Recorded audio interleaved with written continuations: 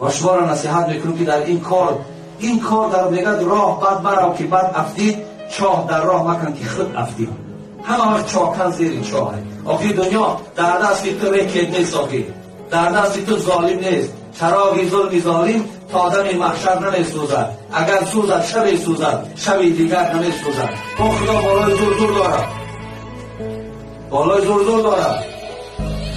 امروز به این تکردی خدا چنان عذاب بده، چنان در دست کسی گرفتار بده که داد میگوی با ویلا میگوی یک خلاص میشه. شما فراموش نکن. این قدر هر بیشه گمان مبر که خالی است.